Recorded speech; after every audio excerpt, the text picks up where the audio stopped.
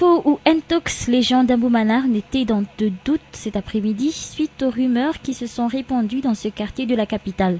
Rumeurs selon lesquelles un groupe de bandes armées et à cagoule aurait sillonné toutes les écoles dans ce quartier et aurait préparé des séries de kidnapping. Vers 14 heures, la panique a grandement atteint les habitants d'Aboumanar, surtout les parents d'élèves. Un des directeurs d'école de ce quartier aurait reçu un SMS, un message qui l'avertit de l'arrivée de ces bandits. Le même scénario s'est déjà produit la semaine dernière dans une autre école. Les responsables ont tout de suite libéré les écoliers. Cet après-midi, presque toutes les écoles d'Aboumanar ont fermé leurs portes suite à ces rumeurs, y compris ce CEG. Des éléments de l'Emorec sont descendus sur place pour prendre en charge cette affaire qui décidément devient de plus en plus grave. Ces éléments des forces de l'ordre n'ont pourtant pas pu rencontrer des responsables d'école cet après-midi, ces derniers étant déjà rentrés depuis le début de l'après-midi. En tout cas, cette affaire a plus que bouleversé le quotidien des habitants d'Aboumanar. Sur place, des rumeurs sur des enfants qui auraient déjà été kidnappés n'ont pas encore circulé. La même chose auprès du Foukontane. Aucune plainte n'était pas encore parvenue aux responsables. Pour l'heure, cette affaire reste encore au stade de fausses rumeurs, mais des rumeurs qui apparemment avaient fait d'énormes dégâts auprès des parents d'élèves. Elle pourrait être classée comme un autre acte de déstabilisation qui gagne du terrain dans la capitale actuellement. Toutefois, la prudence doit être toujours de mise, que ce soit au niveau des écoles qu'au niveau des parents. Cette affaire est déjà entre les mains des forces de l'ordre.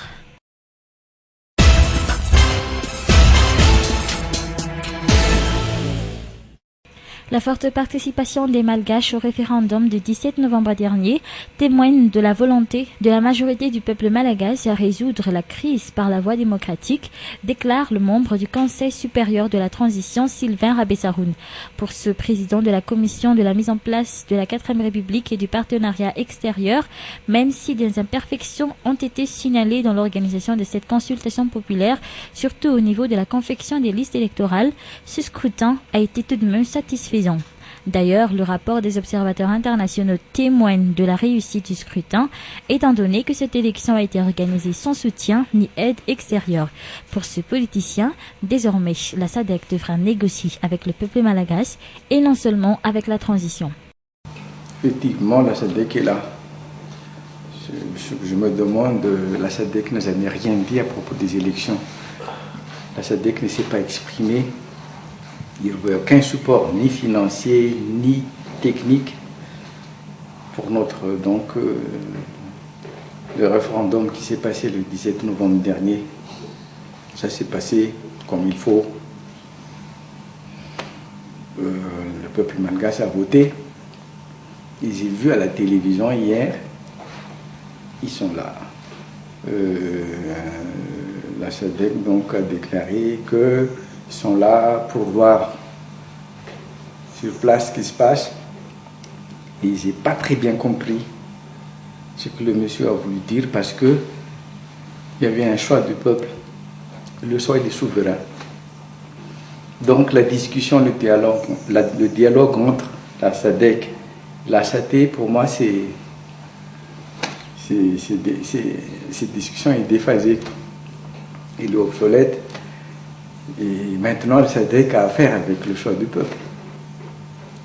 Et ce soir, comme je vous l'ai dit, il est souverain.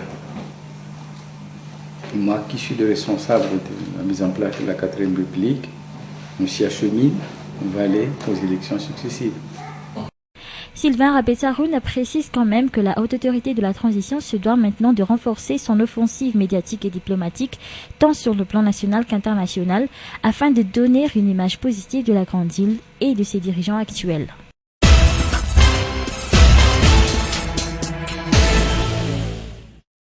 La Commission électorale nationale indépendante ou CENI n'attendra plus longtemps. Elle dévoilera les résultats provisoires du dernier référendum en date du 17 novembre dernier, demain après-midi. Le dépouillement des résultats émanant des 18 173 bureaux de vote dans toute l'île a alors duré une douzaine de jours. Après la cérémonie de demain, la Haute Cour constitutionnelle dispose de 45 jours pour publier les résultats officiels de ce référendum, soit au plus tard le 14 janvier 2011.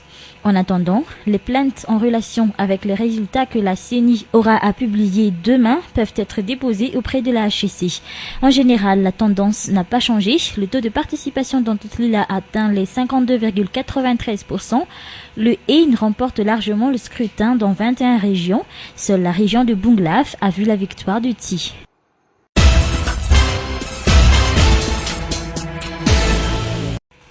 Après avoir rencontré la presse malgache la semaine passée pour émettre ses avis sur la situation politique actuelle à Madagascar, notamment la réussite du référendum, Paul Wille, sénateur honoraire de Belgique et ancien vice-président du Conseil de l'Europe, a envoyé cette fois-ci une lettre ouverte à la communauté internationale.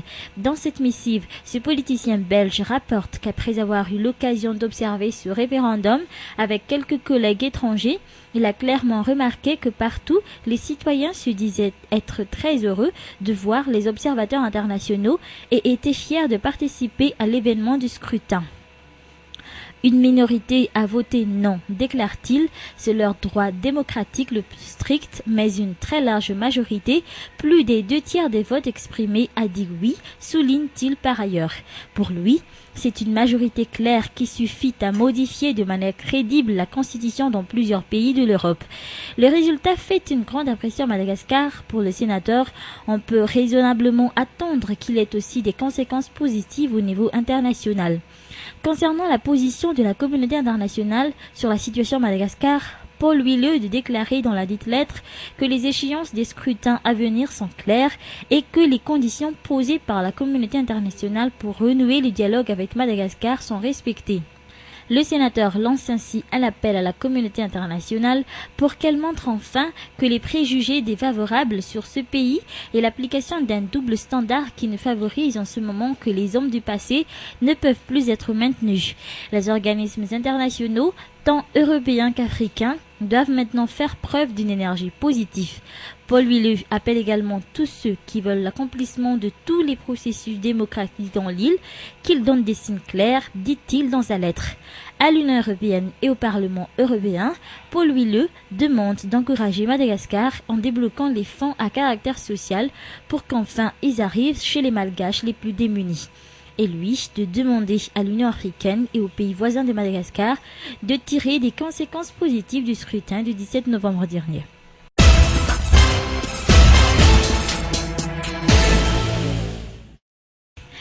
Étant donné que les dossiers sur l'affaire Bani a été déjà transmis au procureur de la République vendredi dernier, après 6 jours d'enquête à la gendarmerie d'Ankadlalan, la réouverture de l'enquête sur cette mutinerie conduite par le général Rakut Nalassana Noël et consort requiert une délégation judiciaire, explique le colonel Ravalman Richard.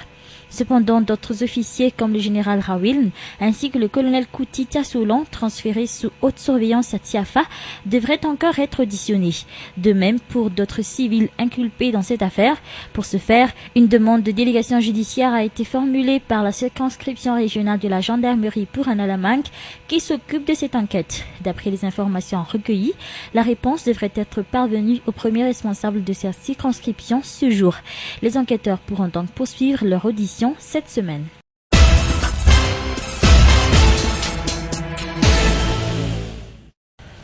La ville de Feneri-Vest, capitale de la région Analandsroof, ne dispose pas encore de clinique juridique, un lieu où toute femme ayant subi toute forme de violence peut être écoutée et aidée.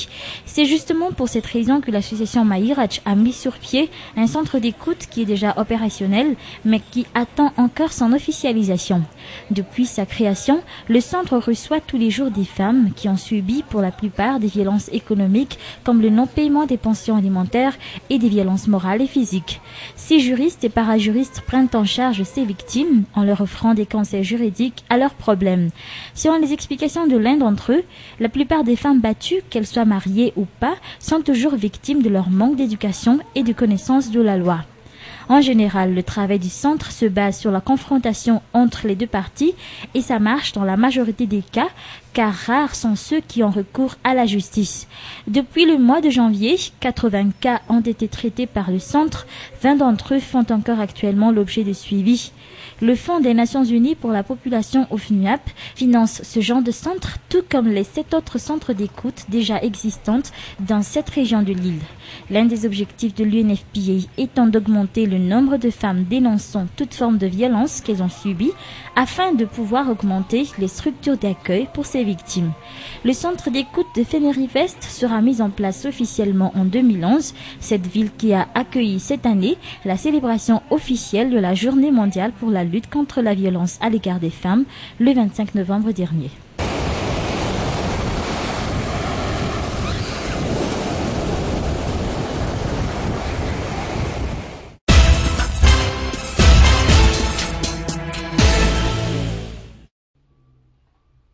Toujours dans le cadre de la célébration de la Journée mondiale de la lutte contre la violence à l'égard des femmes, le 25 novembre dernier, un tout nouveau livre intitulé « Je brise mon silence ou va Kubantilanani Ersech en malgache » vient d'être présenté officiellement vendredi dernier à Thomasin.